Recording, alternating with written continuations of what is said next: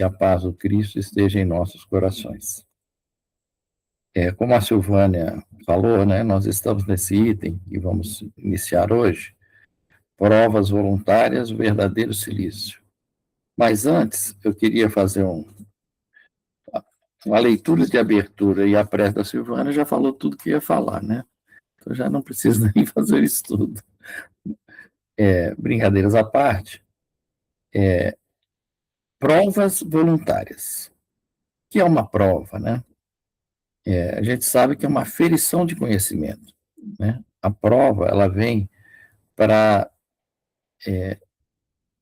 aferir, né, aquilo que aprendemos. Então, a prova é isso. E o silício, né?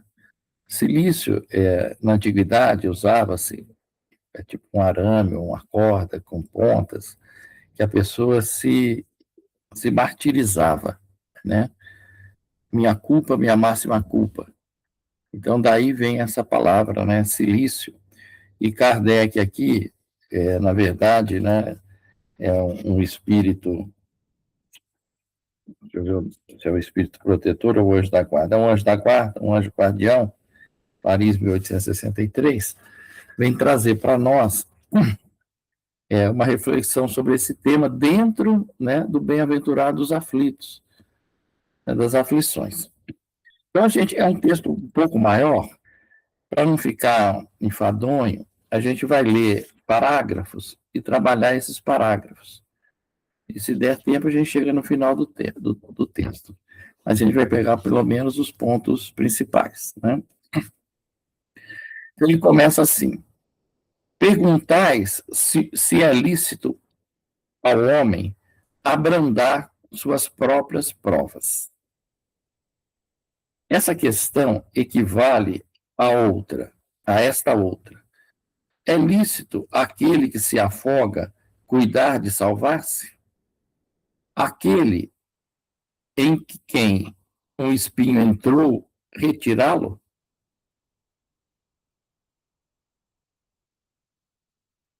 Ao que está doente, chamar o médico?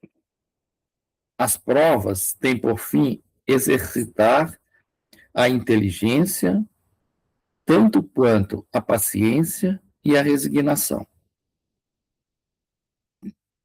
Pode dar-se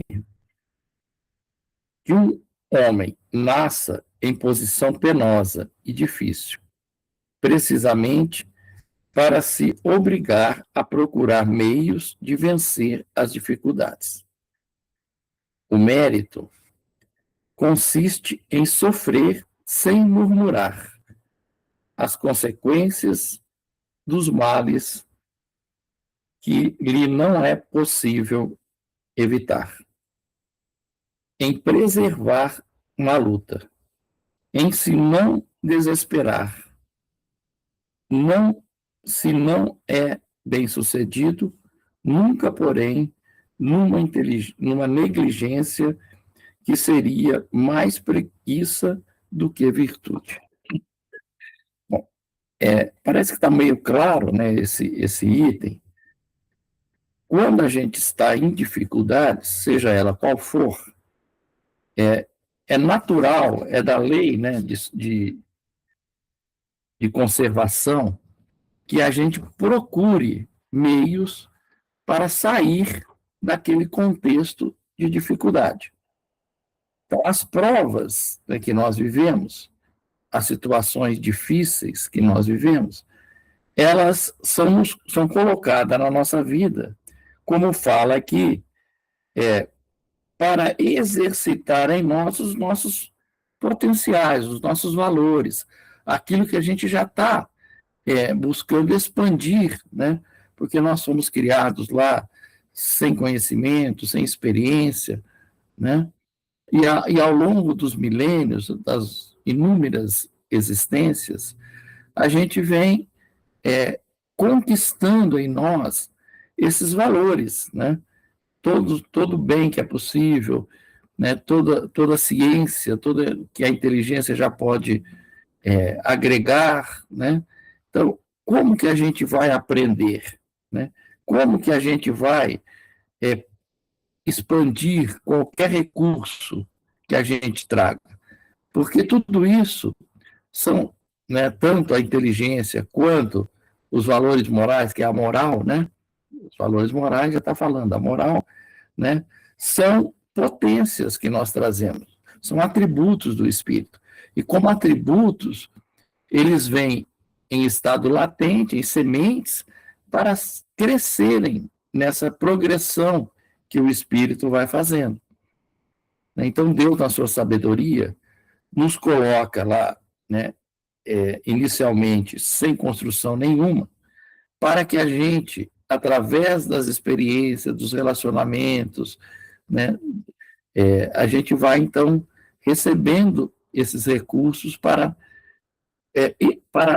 movimentar, para utilizar desses nossos potenciais, como, por exemplo, a inteligência, e aprender na experiência. E o aprendizado é um salto, é um passo na senda do progresso.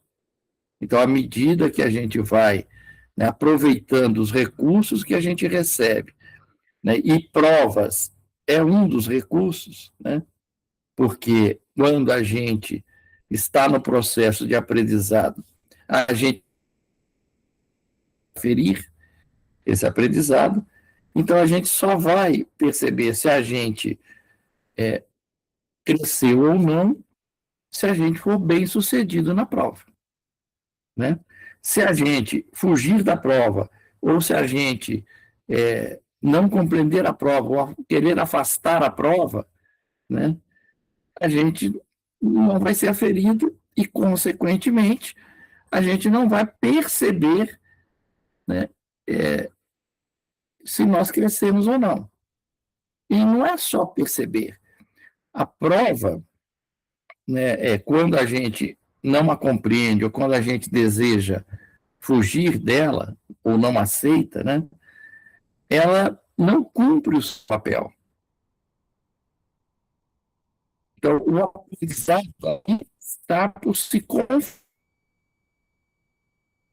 Se a gente, né, tivesse o conhecimento, como foi falado na prece, mas não vive esse conhecimento, está apenas na inteligência, não passou para o sentimento, para a moral, para a construção dos valores, né?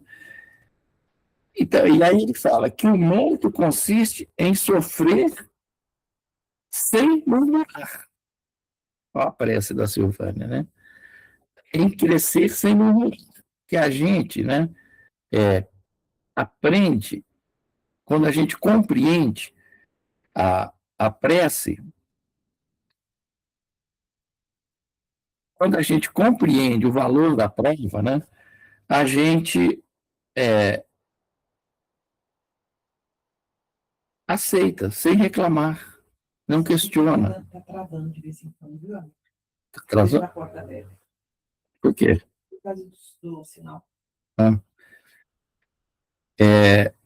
Então, a gente não questiona, né? A gente desenvolve em nós a aceitação, que é uma virtude, desenvolve em nós, né, a resignação, desenvolve em nós, né, a força para suportar, à medida que se a gente não encarar a prova como esse recurso divino para que a gente não só avalie as nossas experiências, o nosso conhecimento, mas também para que a gente consiga reorganizar aquilo que em nós foi feito de forma equivocada, né, no tempo da nossa ignorância. Quando a gente entende isso, a gente se fortalece para a experiência que há de vir, né? Então, esses são os recursos, né, que a gente recebe para que a gente possa crescer. E não aumentar as dificuldades, achando que isso pode ser benéfico. Então, as dificuldades, elas vêm de acordo com aquilo que eu necessito. Deus, na sua sabedoria, na sua misericórdia, né, no seu amor infinito, sabe o que é melhor para nós. Então, ele nos coloca diante dessas experiências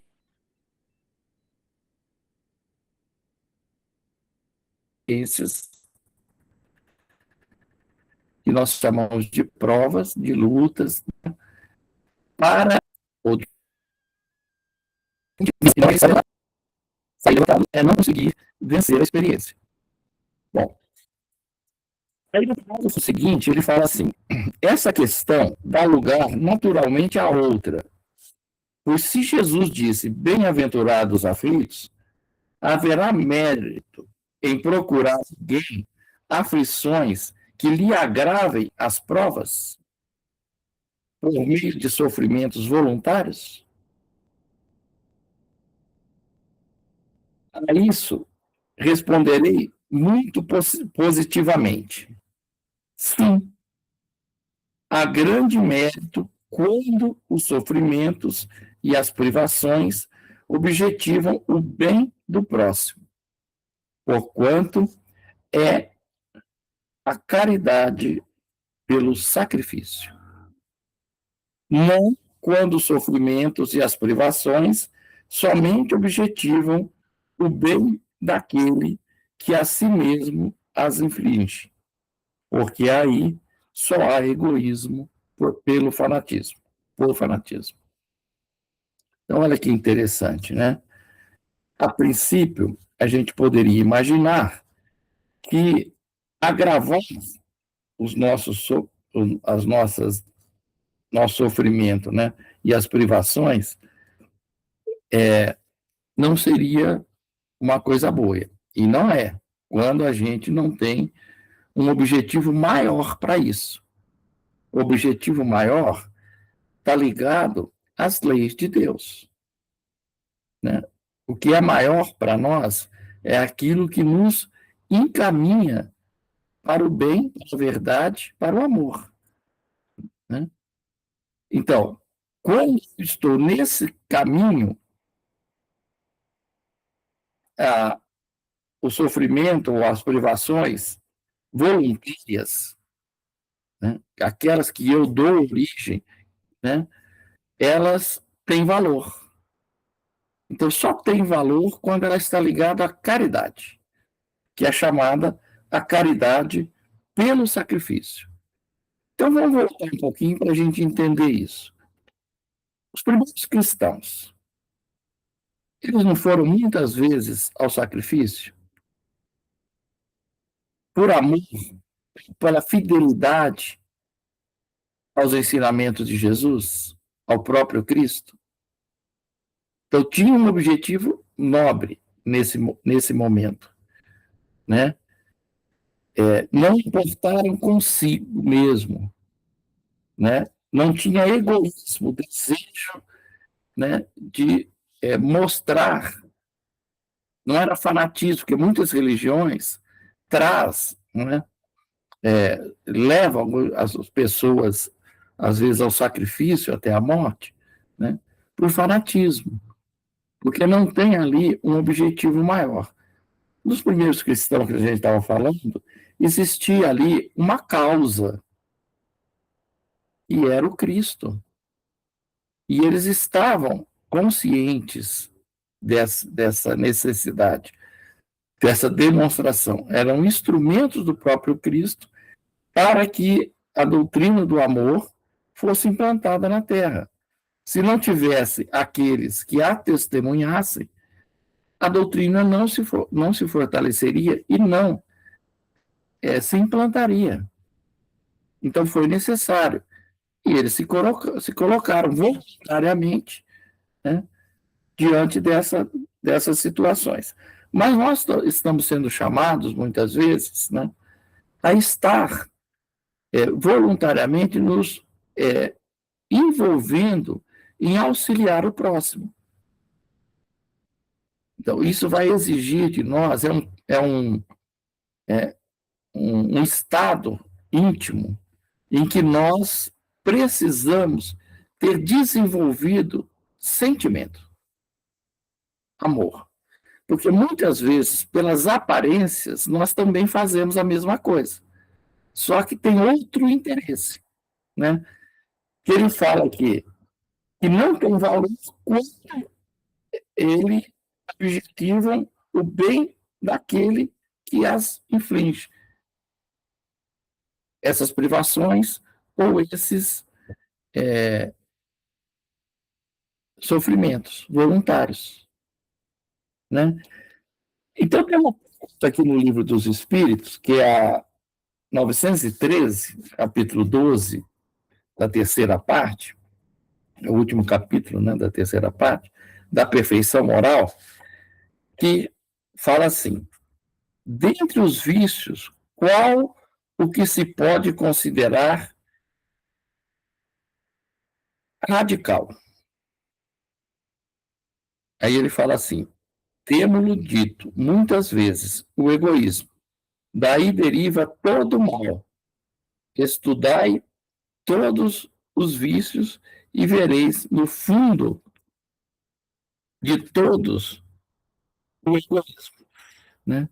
Então a gente pergunta, o que seria a caridade pelo sacrifício segundo a doutrina espírita?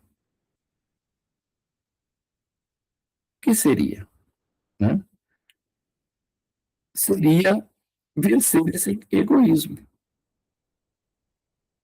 Porque enquanto a gente poderia dizer que é a superação voluntária do egoísmo e do interesse pessoal.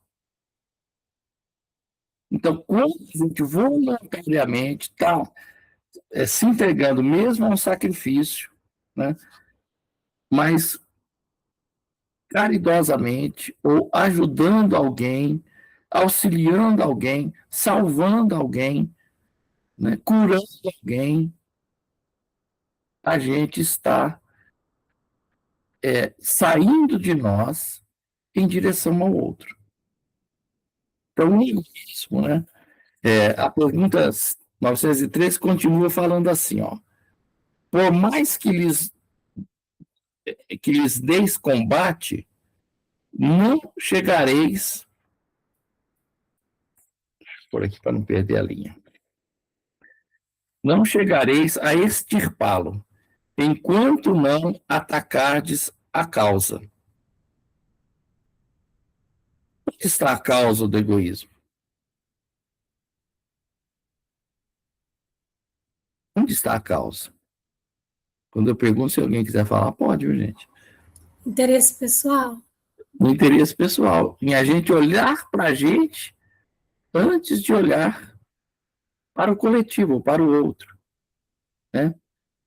Então, quando eu foco somente no meu interesse, eu estou alimentando o egoísmo.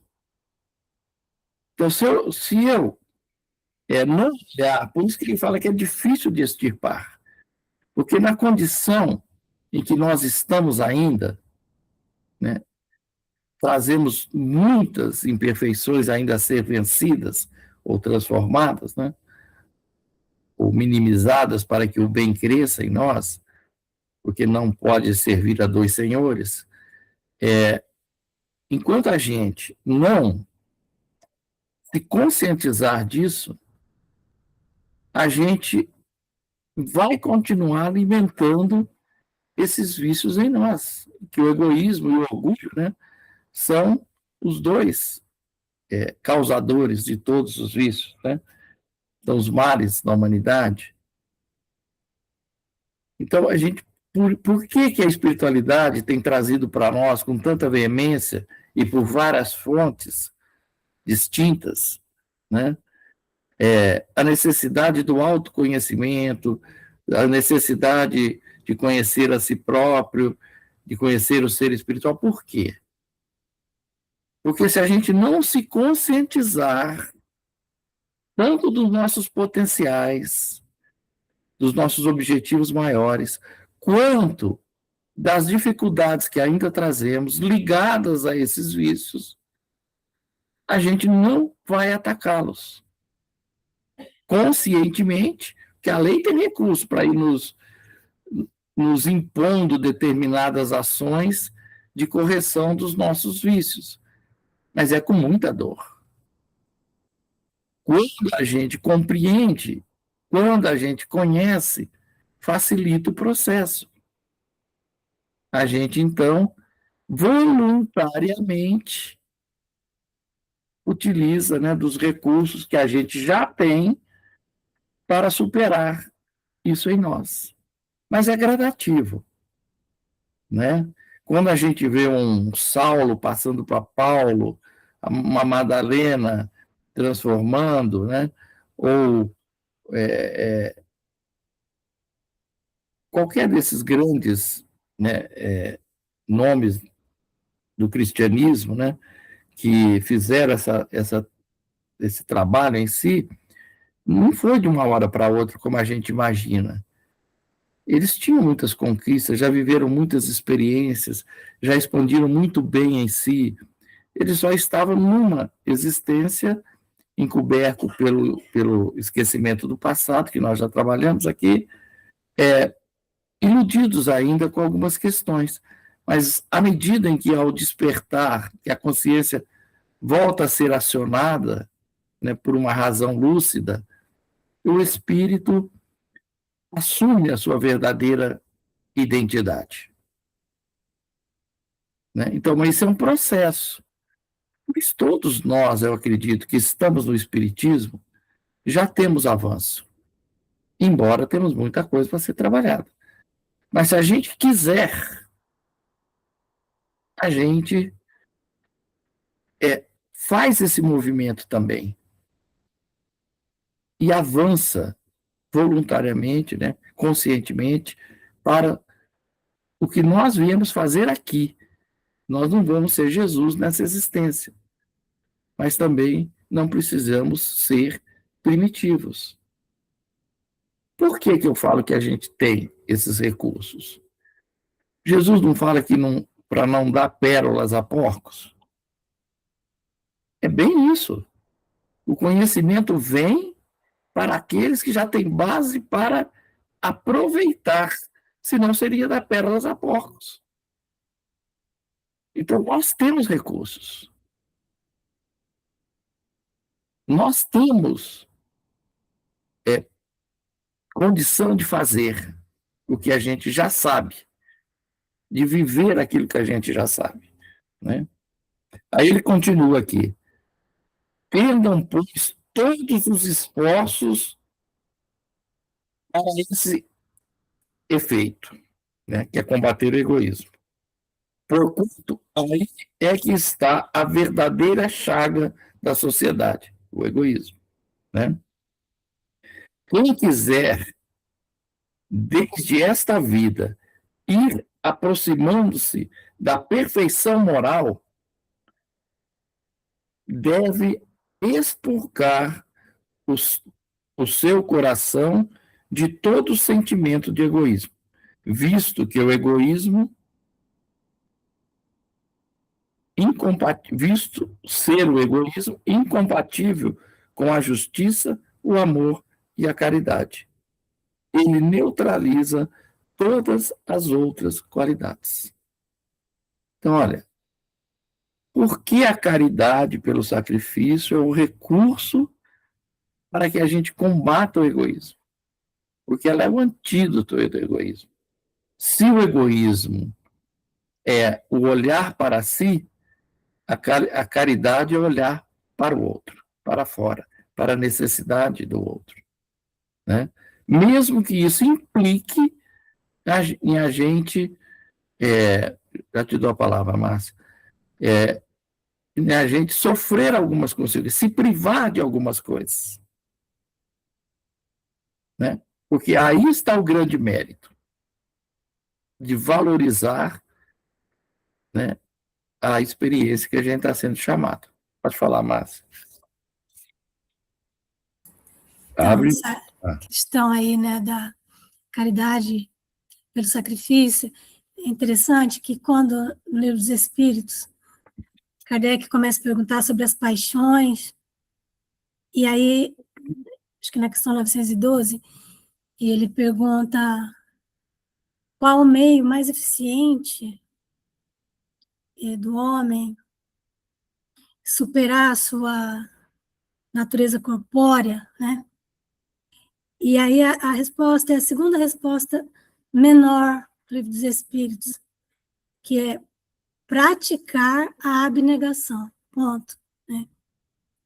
Então, por isso que é uma prática, e essa questão da caridade pelo sacrifício é, em outras palavras, a prática da abnegação, que é negar a si mesmo. É a forma mais eficiente.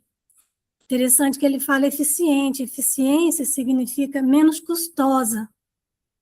É evidente que existem outras formas de se combater a natureza corpórea, né? Tentava-se pelo silício, né? Mas não era eficiente, era muito custoso. Então, a prática da abnegação é essa caridade aí que você está falando. E ela tem que ser isso, uma prática, né? Isso. Que aqui as provas, né, elas vêm justamente para que a gente expanda esses valores. A abnegação é um deles. Aqui no texto ele cita paciência, resignação, né? Essa resignação está ligada à aceitação. A abnegação tá ligada à questão da gente pensar no outro, né? Deixar de pensar só na gente. Bom, tem outra pergunta aqui no Livro dos Espíritos que ainda está, porque eu falei que essa superação voluntária, né, a caridade pelo sacrifício, é essa superação voluntária do egoísmo e do interesse pessoal. A Márcia já deu na resposta aí que o que nos faz alimentar ainda o egoísmo é o interesse pessoal. E lá na pergunta 895, ele fala exatamente isso, né? Posto de lado os defeitos e os vícios, acerca dos quais ninguém se pode equivocar, né? Então, nós estamos falando aí do orgulho, do egoísmo e tudo que derivam deles. Tirando isso de lado, qual o maior, qual o sinal mais característico da imperfeição? Porque toda a experiência na Terra visa a gente caminhar rumo à perfeição, que é o nosso destino, né? Divino. Então, quando a gente não está caminhando, é porque ainda estamos presos nas nossas imperfeições, que os vícios representam. Mas a pergunta é, tirando isso, qual é o maior sinal de imperfeição? Aí ele responde que é o interesse pessoal, né? Aí a gente pergunta aqui para nós, né? Como que o interesse pessoal tem alimentado os meus pensamentos? O quanto eu ainda tenho, no tempo de cada dia, me dedicado exclusivamente aos meus interesses? E quanto eu tenho pensado, pelo menos, né? Porque do pensamento vem os outros recursos, né? No outro, no próximo. Verdadeiramente. Então a gente precisa avaliar. Porque se ainda estamos presos no interesse, nós ainda estamos muito ligados a imperfeições, ao início do que é o objetivo, que é a perfeição, né? Então, e no final dessa pergunta, ele fala assim: o apego às coisas materiais constitui sinal notório de inferioridade. Então, o quanto eu ainda me apego, porque o apego é diferente de estar em condições A ou B. O apego é eu, é, é, como diria assim, quando uma coisa que eu sou apegado, o que acontece? Eu me desespero, eu me perturbo, eu entro em processos, né, de não aceitação, de crítica, né, de raiva. Então, o apego ao materialismo é esse estado em que nós lutamos, né, com todas as forças para não perder, porque isso me desarmonizaria, né?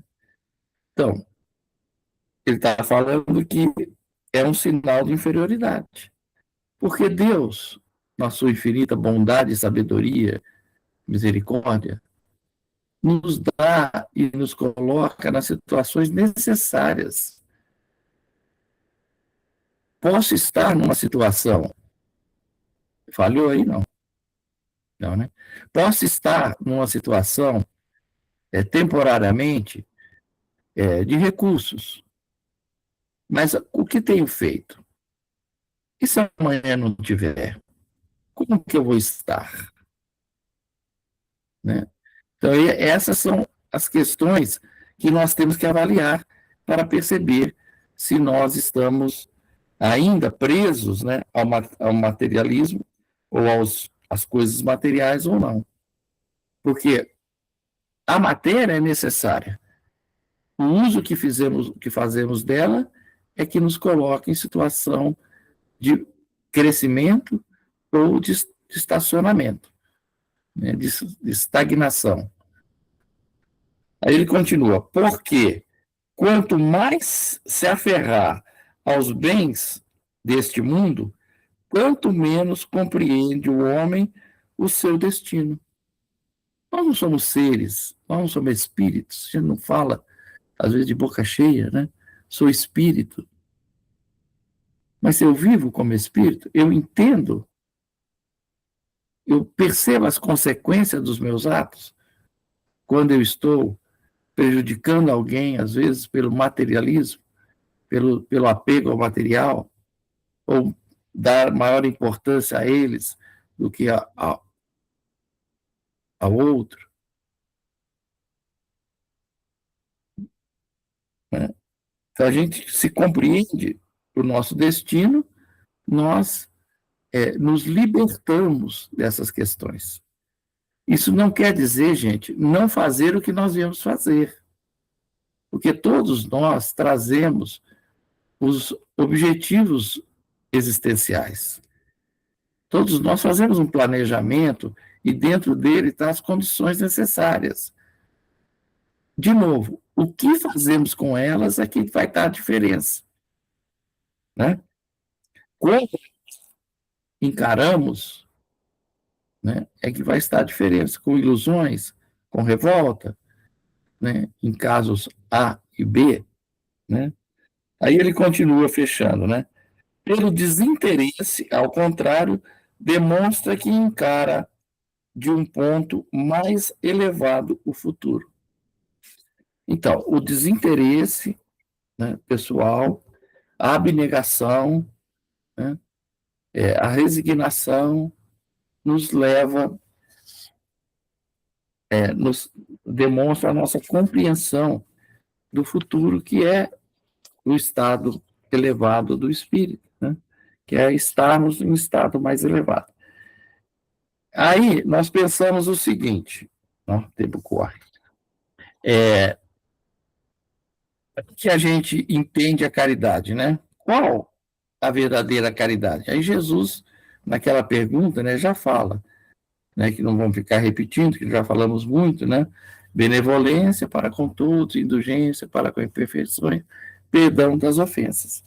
Mas a caridade, ela tem dois aspectos que precisam, dentro desses parâmetros, né? Benevolência, indulgência e perdão, a gente precisa ver, né, que a caridade ela tem o lado material, porque a gente não é benevolente se a gente é indiferente à dor ou ao sofrimento do outro.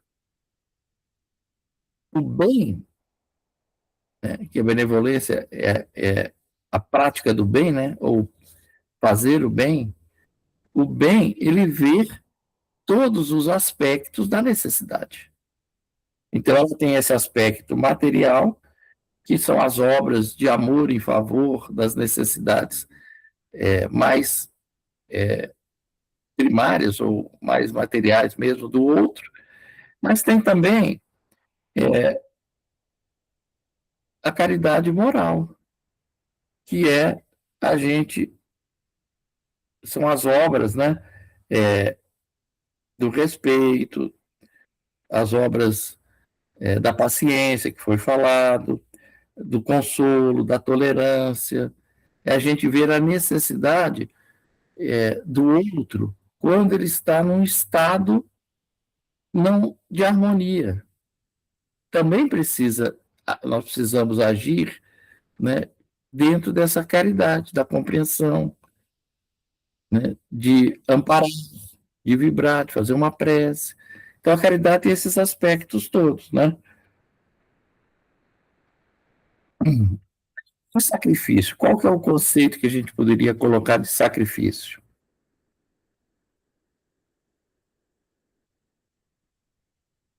Sacrifício moral, né? Eu anotei aqui assim, é o que mais engendra o espírito. Quanto mais difíceis forem as circunstâncias para praticá-las,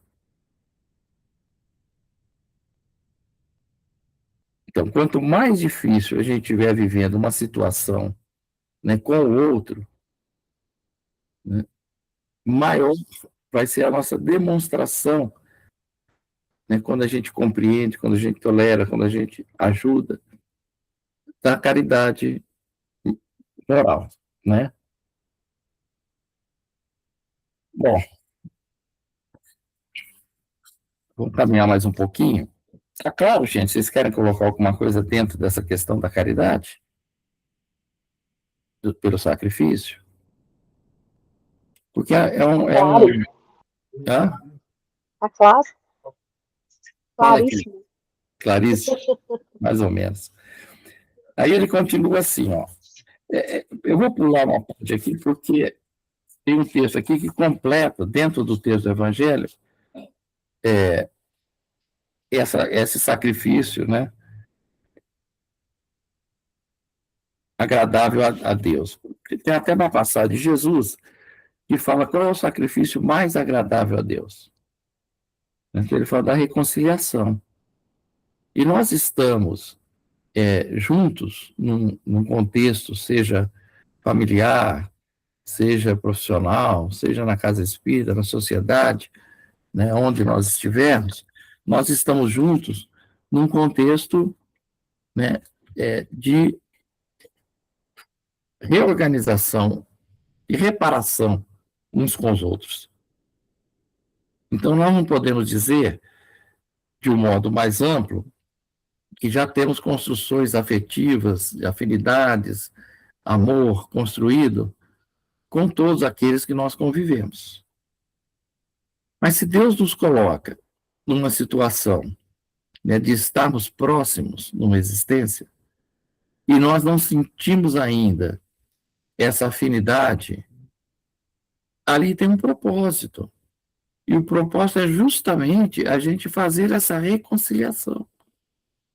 A gente eliminar de nós aquelas energias que no passado foram difíceis pelas escolhas equivocadas, pelas atitudes, né, às vezes agressivas em qualquer campo, e desejar agora construir valores, sentimentos diferentes.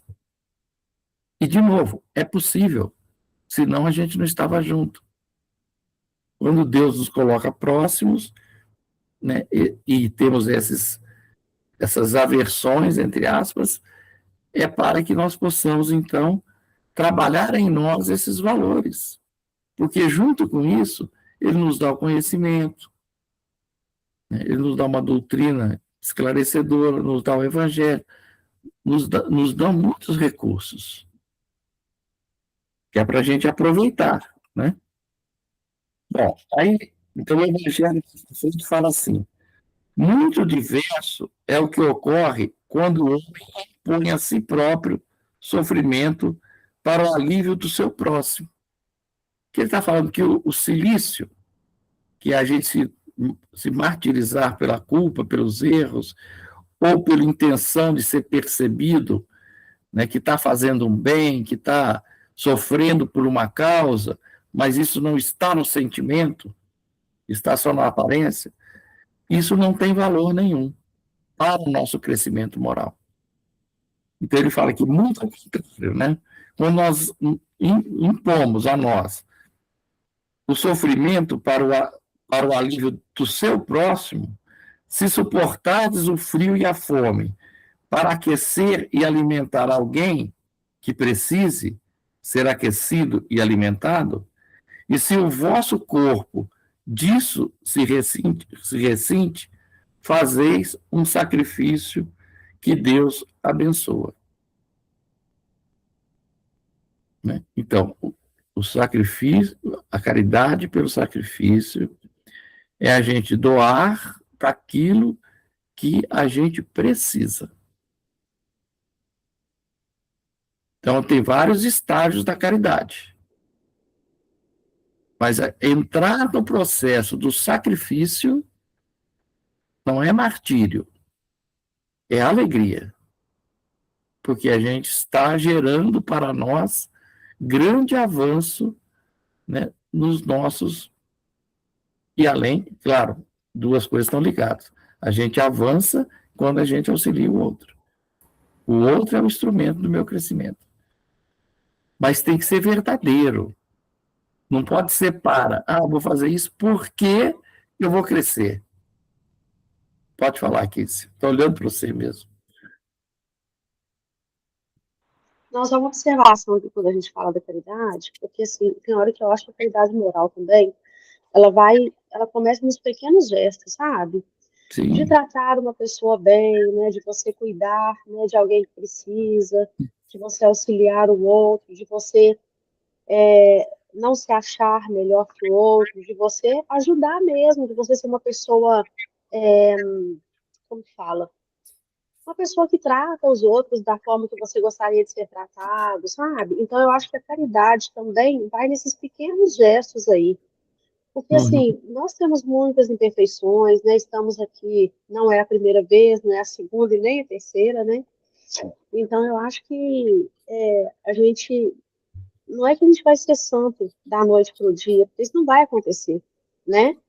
Mas quando a gente começa aí nesse início aí, né?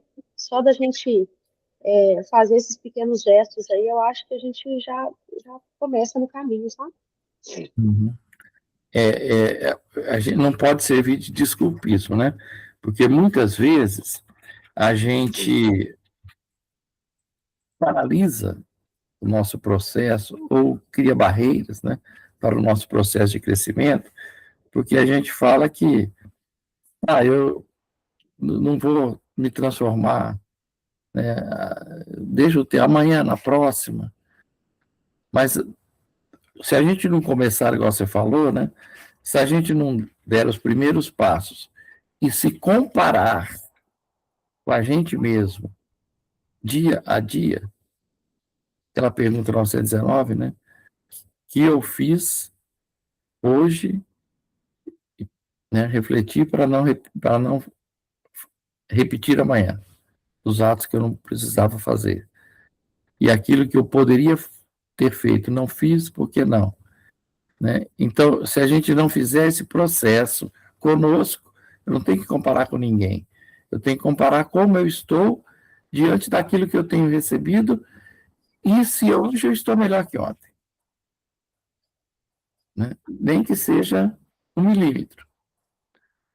Porque o que dá para nós uma consistência e uma força de vencer, né? Além da fé, da confiança nos desígnios de Deus, que Ele nos coloca, é o ritmo, a constância daquilo que nós fazemos. Né? Então, se eu não tiver esse ritmo, né, gradativo e cada vez mais, né, a gente não consegue os objetivos que a gente fez. Porque muitas vezes, né, a gente só um pouquinho mais, a gente a gente vai, não vai, né, a gente falha muito nos nossos propósitos. A gente não tem essa firmeza de propósito. E isso traz dificuldade. O que a gente faz fora é o que a gente traz dentro. Então, eu ainda sou um espírito, né? Se a gente age dessa forma, que tem dificuldades de alinhavar um propósito e seguir uma determinação, né? Pode falar, Márcia. Então, porque essa caridade pelo sacrifício, né? Sacrifício vai significar, né, nos textos evangélicos, o ofício sagrado, né? Então, esse ritmo aí que você está falando só será obtido por uma prática, né? E por isso que eles dizem, a prática da abnegação é o meio mais eficiente de nós conseguirmos superar, né, o predomínio da nossa natureza corpórea. Então, porque aquilo que nós praticamos fica melhor memorizado, né? Fica mais fácil de ser guardado no nosso cérebro, né? As práticas que fazemos. Então, como um exercício físico mesmo, tem que fazer com ritmo, né? Achei importante essa palavra.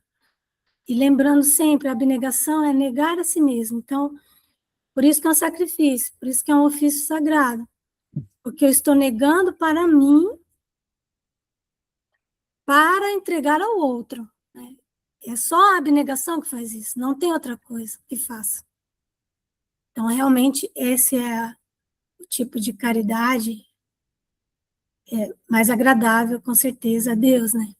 Que é a forma de combater nossos interesses pessoais, né? É como diz lá no início do texto, né? Nunca, porém, com negligência ou preguiça. Né? Com ritmo, gostei do ritmo. Constância, né? Isso é que vai dar, isso que vai sedimentar o progresso feito. Porque tudo que é esporádico não constrói. Precisa ter esse ritmo e essa constância. Você vê, se o atleta que quer bater o recorde, né, se ele não aprender a quebrar os seus próprios índices, ele não atinge. E se ele treinar um dia e depois passar uma semana sem treinar, ele não vai manter a forma. E assim é o espírito. Porque quando eu faço aquilo que eu sei, né, que é a verdade, se o conhecimento chegou, eu sei. Se eu não faço, eu estou fazendo o quê? Com a ociosidade mental. Estou dando espaço para aquilo que é já sedimentado em mim, né, que ainda não é o bem, tenha força. Por isso que a constância, o ritmo, né, vai enfraquecendo essas tendências, né, que nós trazemos. Acho que está claro isso, né? Por isso que a gente não pode ser espírita de uma vez por semana, uma vez por mês. Não estou falando de ir na casa espírita só. Porque o espírita não é casa espírita. Casa espírita é o abrigo, é a oportunidade de aprender, né?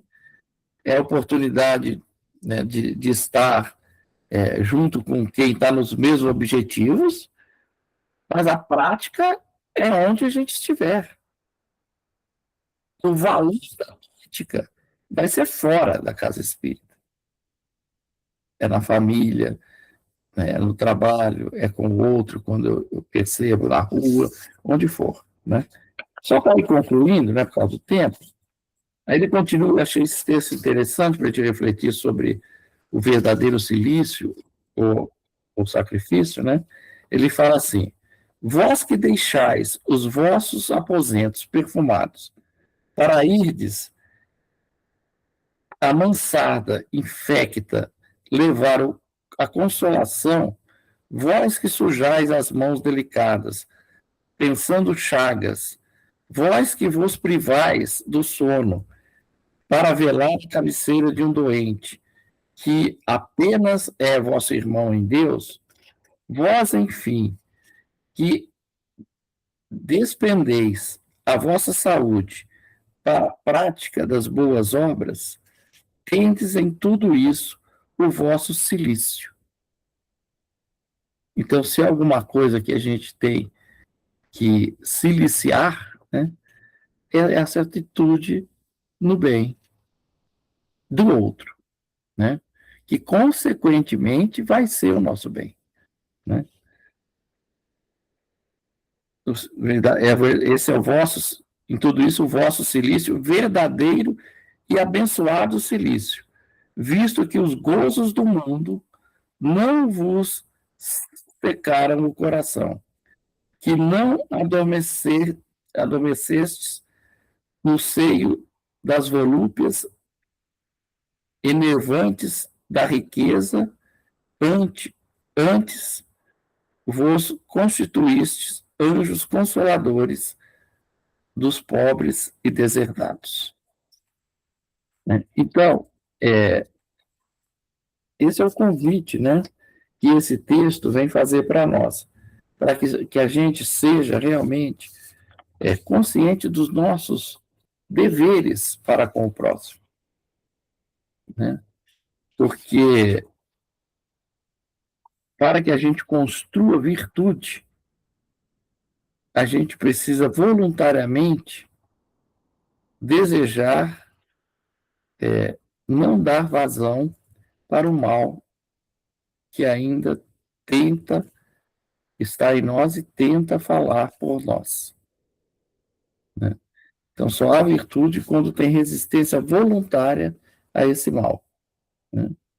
E que é o vencer dos nossos interesses pessoais. Então, acho que é isso.